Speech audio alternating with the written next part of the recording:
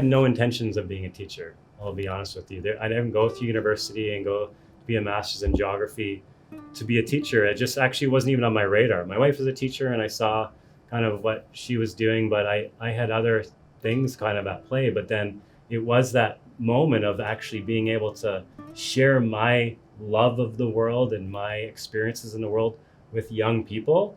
I realized that was the best tour I could ever guide in my life. This story will bring you to the island of Singapore, the city-state. So we had just recently moved there. My wife had been hired at the Canadian International School of Singapore as a kindergarten teacher. And I got a phone call saying, from my wife saying, oh, I forgot this at home. Can you please bring it into the school? It was the first day of school, by the way. And can you bring it in? And so I was like, sure. Went to the school office and I went inside and I said, listen, I'm here. My wife's a teacher here and I brought this box and for her, and out of nowhere, this person, this has never happened again in my life, and I don't know if it's ever happened to anybody in the history of the world. And the principal's office door slams open. This man, the principal, comes out in a panic and he says, does anybody here know anything about geography?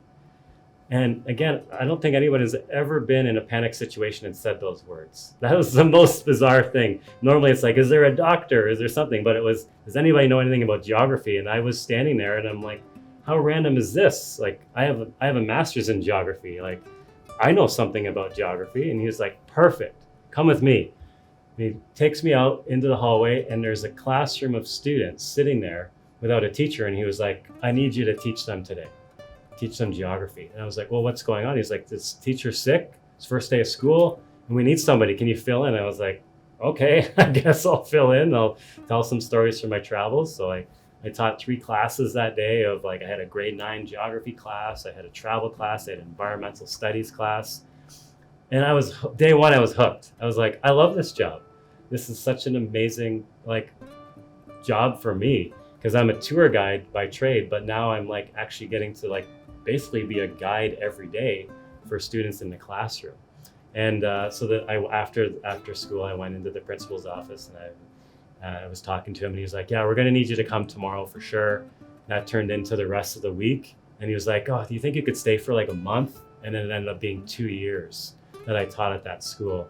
And then after that point, I was so hooked on teaching that I decided we moved back home. I went to teachers college and became a certified teacher. And 17 years later, I've been teaching in Ontario. So when I was teaching about environmental issues like climate change, that I was looking into the eyes of the generation that it was going to impact the most. And that made me actually incredibly emotional in that moment.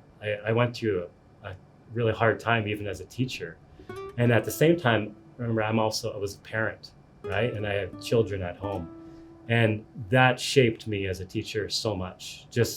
I need to look at the world through those eyes that are staring back at me. The first, time I got hired here in Ontario, I was given textbooks to teach students about the subject. And I remember trying it out a little bit and being like, okay, students read page 17 to 22. And then it just wasn't working.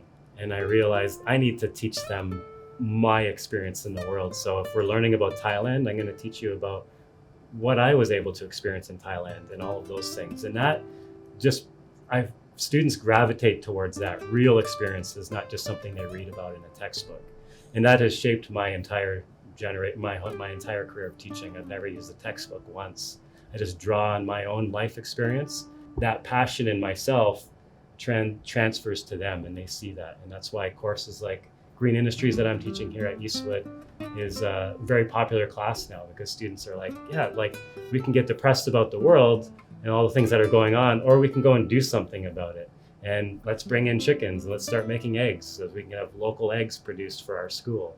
Let's start growing things. And that's really what has shaped me as a teacher is drawing on that perspective of where my students are at in their life and what they can expect in their world and my responsibility to do my best for them.